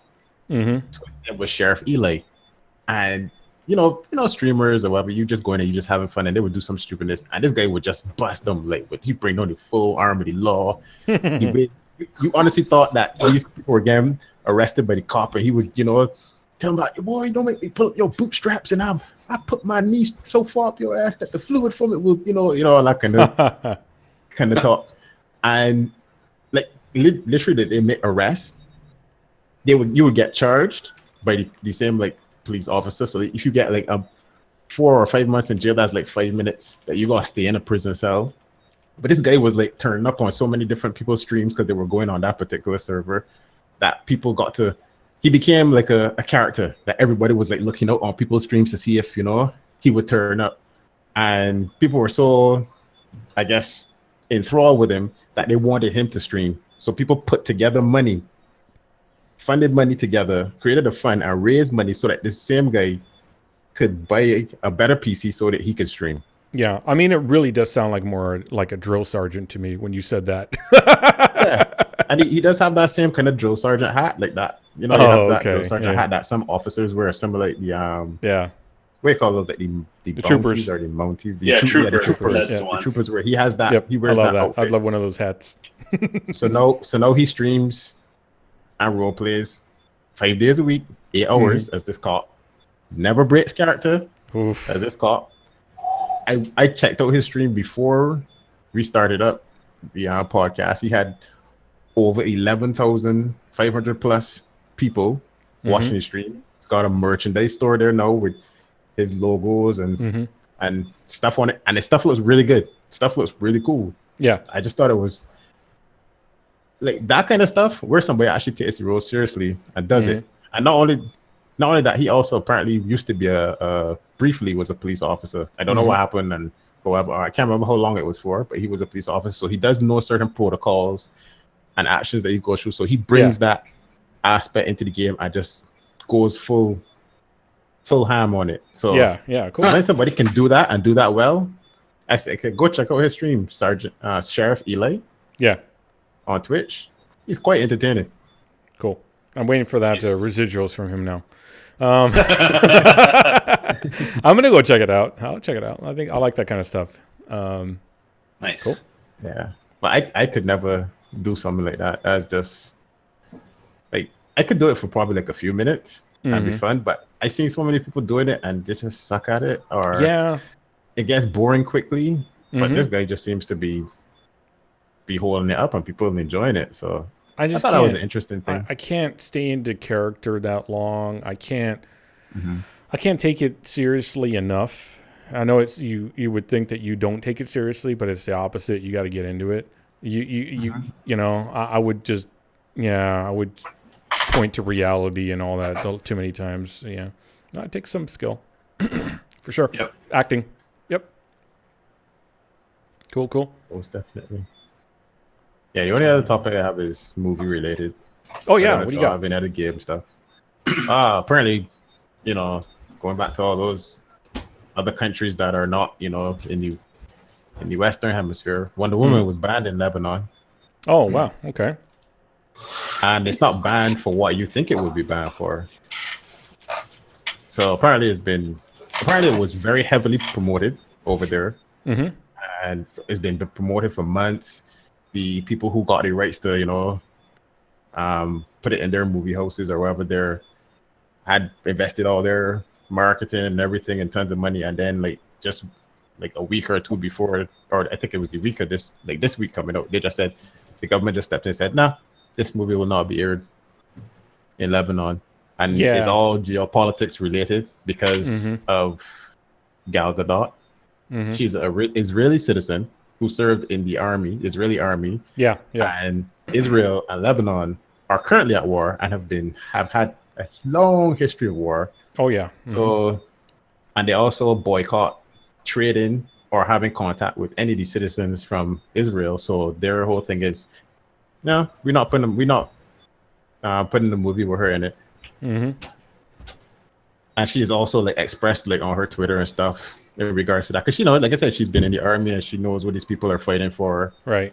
And the conflict that's been going on. But the interesting thing is that Batman versus Superman was the third biggest hit in terms of ticket sales and whatever, Right. as well as in the same Lebanon, and Fast and Furious movies that she appeared in also showed in Lebanon. On top of that, they've also shown previous movies by other Israeli actors like Natalie Portman. Yeah. Okay. So it's kind of like, maybe there's like all of a sudden, maybe somebody whispered in their ear, like, hey, I don't like her and like blah, blah, blah. always. So I think it's one of those things where, and then somebody in politics said, yeah, let's just ban this film. But some people are for it and some people are disgusted because, you always got those like geopolitical bullshits going on in different countries. So it's not going to affect the sales in terms of like how much the movie makes worldwide, because they're a very small market in comparison to like places like China or whatever. So if it got banned in China, then it would be like, oh shit, they're gonna lose a lot of money. China's a huge growing movie market industry apparently. Mm-hmm. But yeah, so it's just interesting that not even Wonder Woman's lasso could fight off geopolitics. So it's only so far your superpowers can go. So don't look up to these superheroes too much. There's only so much they can do. There is a movie that I'm looking for here on Netflix. I don't know if it's still there. That I watched a while back. Here it is: Chuck Norris versus communism. In there, they talk about how movies were brought in, and even though they were banned in other countries, like I can't remember exactly which ones, but something like Israel or Iran or something like that. Even though they were banned, they were brought in because people could that actually handled trading in other countries. They would go do their trading, but then they would bring in, hey, stuff that you're not supposed to bring in, right? Because you could make a profit off it. Right. So there was a woman in, I forget which country it was, that basically was the voiceover for like all the actors, even Chuck Norris and all that. She just read everything. She translated everything, right? But even in her translation, there were certain things that she couldn't say, clear, because it just wasn't part of the culture or whatever. Even though they were doing things illegally, that they could get thrown in jail for bringing in propaganda or whatever they want to call it. They called it back then, but that lady became famous, and gosh, I can't remember her name. But if you look up Chuck Norris versus communism, it's actually really interesting because it's kind of like, people are always going to find some kind of way to do something, even if you don't want them to. So, yeah, I'm sure they'll watch Wonder Woman in Lebanon anyway. But, yeah. What they used to do was they would get like kind of like speakeasies here in the United States where you couldn't drink alcohol, but there were always places you could go. That's the same thing they did with the movies. You'd go over to like, for a community night at somebody's place and they'd be watching movies from the U.S. and stuff like that. Crazy. 80s movies like... because it was Chuck Norris, so 70s and 80s, that type of stuff. Kind of funny. That's pretty hilarious. Yeah, that's how they learned about some Western culture and all that. It's a pretty neat little movie. Yeah. Well, anything else? Are we done? Pretty much done. I mean, the only other thing that I have is noting the different press conferences. Yeah, I mean, more Elder Scrolls Online Morrowind is coming out on Tuesday. So there you go. But a lot of that stuff has been, since PC players that pre-ordered it got early exposure, there's a whole bunch of content that has been out and that people have seen and all was that PC jazz. So. released first? Technically, it's still not out yet on PC, but so many people that like stream and whatever are really into the game, and so they allowed 2 weeks ago, May 26th or whatever. If you pre-ordered it, you got like the upgrade early, but it's only for PC. Okay, so on release, were all platforms going to get it at the same time, or was it just PC Yeah. first? Okay. So nobody has the early access except PC. Right. So, like, I if got the remember upgrade talking on about that. console, it wouldn't exist. Like 2 weeks ahead of time, I think I remember bringing that up. Yeah, so PC got early access. What about you? Are you getting it? Yeah, I'm going to get it. I'm going to get it probably day one. Gotcha. I will just use the in-game store to buy the upgrade. Right, on console. Yeah. Cool. Yeah. Graham, if you weren't getting that game, I know something was wrong with it. It's true. Yeah, you want to tell people what you Fun. just did? Well, okay. So 15 hours worth of? Yeah, I streamed like 15 and a half hours worth of Elder Scrolls Online PvP with a healer character. And I was just kind of playing, and then like the campaign reset, so like all the leaderboards reset and everything, and I was still playing because I was just playing, and I was like, my score's pretty high. And in that game, if you are ranked number 1 on leaderboard when your alliance takes all the Imperial keeps around the Imperial city, then you get crowned Emperor. So if you're number 1 spot, you get that. So I was like, maybe I'll see how well I can do. And it still didn't work. Like, I don't know. There's got to be some secret on top of just playing nonstop. Because even like after I streamed for 15 hours, I only slept for like 2, which was weird. Yeah. And then I decided to just see how I was. And I was still pretty high in leaderboard. But the guy that was in number 1 went from 50% higher than me to 300% higher than me in like 2 hours. Where I thought you said you had figured it out, like at one point. The fact that it was something like, I can't remember what it was you mentioned, and you were like, "Oh, I probably have to wait till he like goes to sleep, and then I could surpass him or something like that." Yeah, and that was my assumption. I need them to stop playing for me. Oh, and then like I went on the other day later or whatever, and the guy was still playing. I'm like, I don't know, how long have you been playing? Have you been? Does he have like a grandmaster plan? Is he have somebody else playing for him? Like, I don't know. It could literally be a frat, or like not even a frat, but just like a dorm where friends. Yeah, I mean, we had that. It off. Yeah, and just pass it off. Here, you play. So you don't have to essentially be very good. I don't know how the fuck you're supposed to do that as a single human person. Like if you learn a certain rotation of else going on in your life, but but it was interesting. I had a great time, and I didn't feel tired like at all. And then it wasn't for like 6 hours after my nap that I actually went to bed, but then I slept for 13 hours. So there you go. That was the rejuvenating sleep time. It just my body wasn't ready for it yet, I guess. Yep.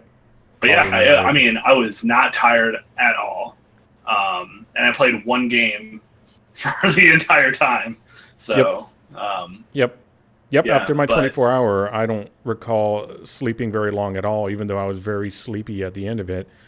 I slept probably like 4 hours, maybe 5 at most, or something like that. And then I was just like, I'm not sleepy, even though I feel like numbish. That was 24 though, so it was different. Yeah. We've talked about that. Indeed, we have. Yeah. So, yes, but it was really cool. It was a great stream, and had a lot of people come out and support in different ways, and it was amazing. And every time I do like a stream and people come out and support me like that, it's just like, this is why I stream. This is it right here. Yep. So yeah, I mean, and that was a huge part of it. I mean, otherwise, I could play games a long time, but I'm sure like halfway through that, I would have been like, all right, I'm gonna go do something else. But because everybody else was hanging out, it was like all the way through, and it was just like easy peasy. So yep. But it was cool. Yep. Yeah, I think I did an 11-hour with 7 Days to Die. Didn't even feel it. Yeah, literally did not feel it. Like I don't. Yeah. No, I only quit, I think, because I probably had been up a lot longer before that, and had whenever I do those like really long streams, I never intend it to happen. It's just okay, I'm just gonna keep going until I feel like I don't want to anymore.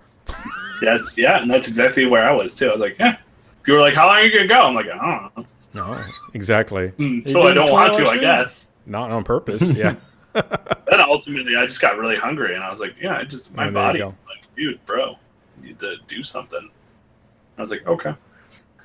But I mean, the only other thing I have is the E3 press conferences. Oh, yeah.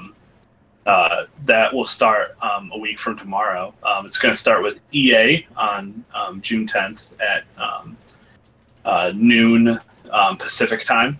And then next is Microsoft, which is on the 11th at 4 p.m. or at 2 p.m. Pacific. And then Bethesda, also Sunday night at 11 p.m. Pacific. And then Ubisoft is Monday, the 12th at 1 p.m. Pacific. They would be on a hateful day at a hateful time. Yep.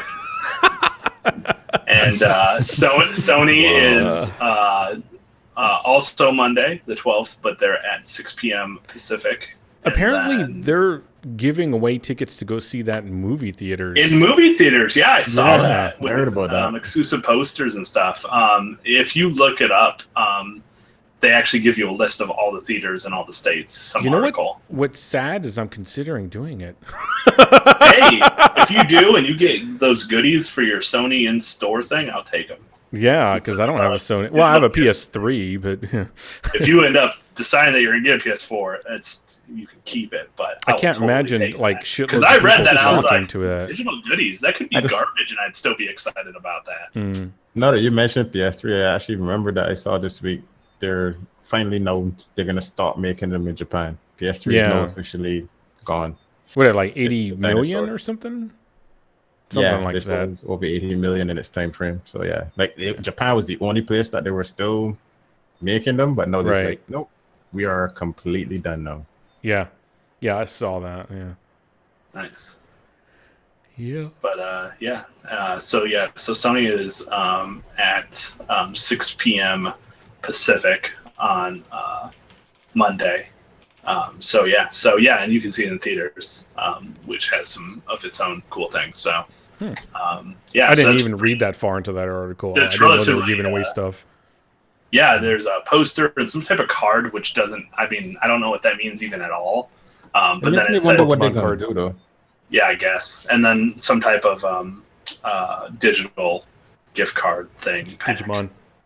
Yeah. It makes me kind of wonder what they're going to do at E3, though, that they're, doing this whole, you can go to the cinema and watch our presentations. Like, are y'all going to do something big, or? I don't know. No? I don't know what they would. If you're going to get people to go out to theaters to watch that, you better fucking do something decent. Yeah. There's got to be some good presentations they got coming up. Yeah, and they've stolen the sweet show last PowerPoint years, presentations. So. What? PowerPoint. Look at my star wipe, bitch. Look at this pie chart.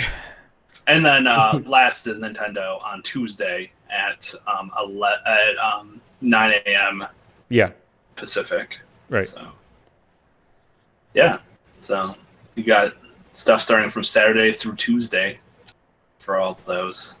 Yeah, I probably won't catch any of it like usual, but I will catch up. I will probably end up watching the Bethesda one because I know people will end up streaming it and commenting on it, and I'll probably end up watching somebody's stream who happens to be watching it. Yeah. And it's going to be on YouTube in some short form as well, too, like people talking about what happened. So yeah, I'm pretty excited about whatever they're doing. And all of for the me to give a shit. conspiracy theories too.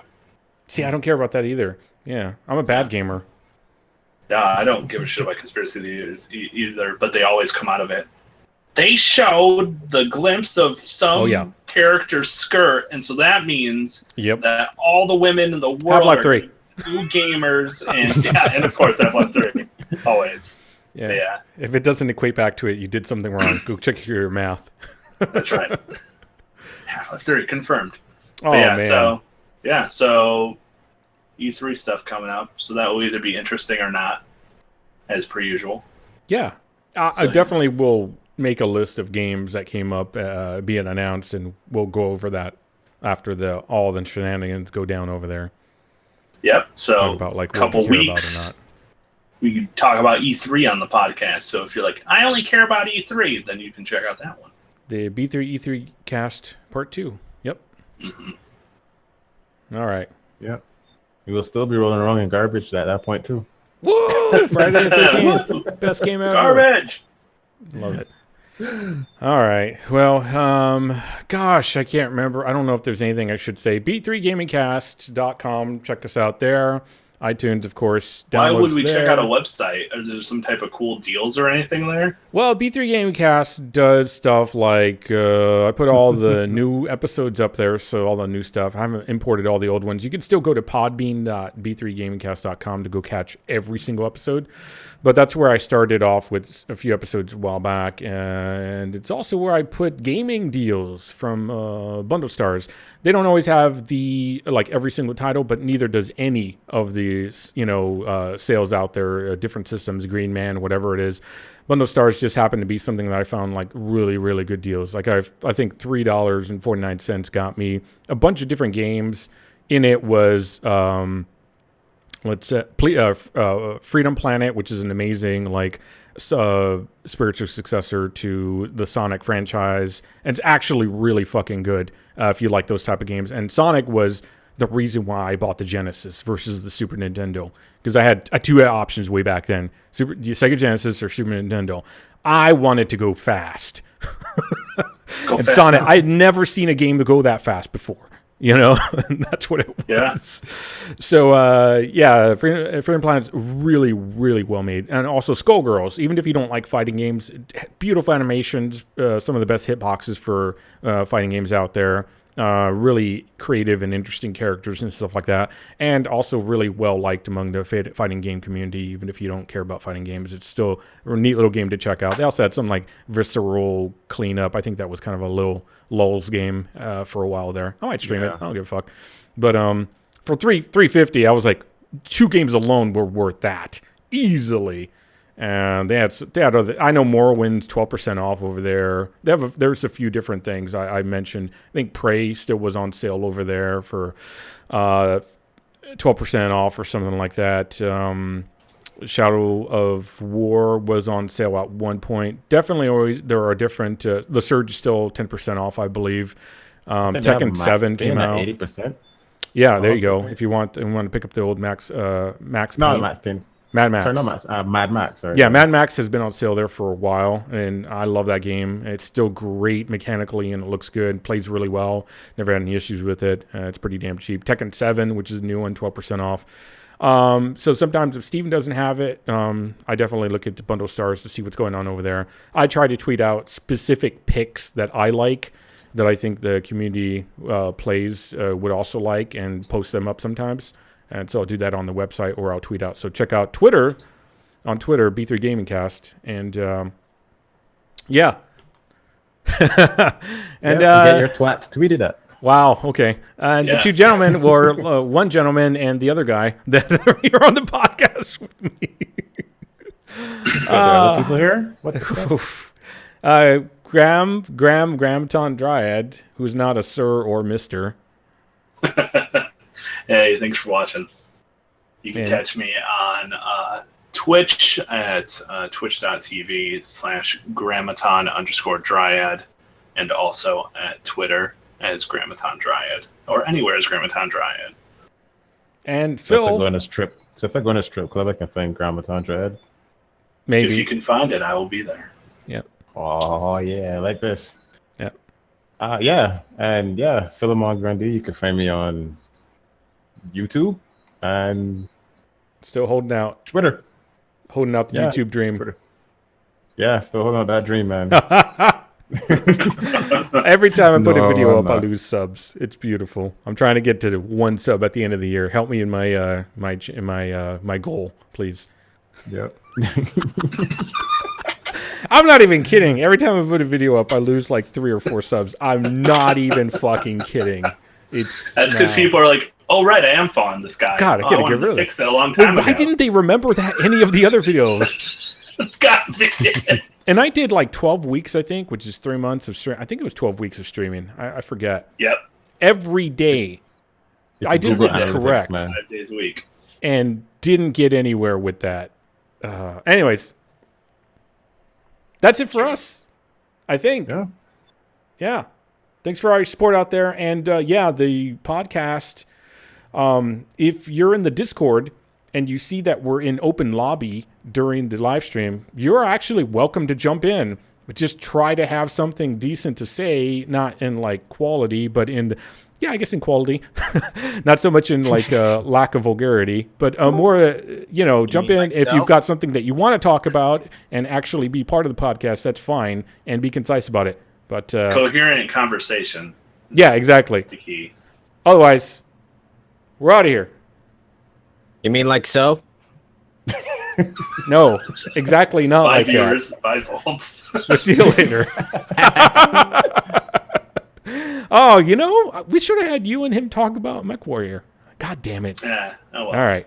See you next time. I thought about talking about And Black as Desert well. Online. God damn it. Yeah, but Hey, next time. Next time. It'll be All right. perfect for next time because I'll probably be able to play it a couple more times with him. I only did a couple matches, so I'll probably be able to be like, I finally had a match where I actually did something good. That's true. So yeah, so All right. we'll just die All right. for the next time. I'm stopping.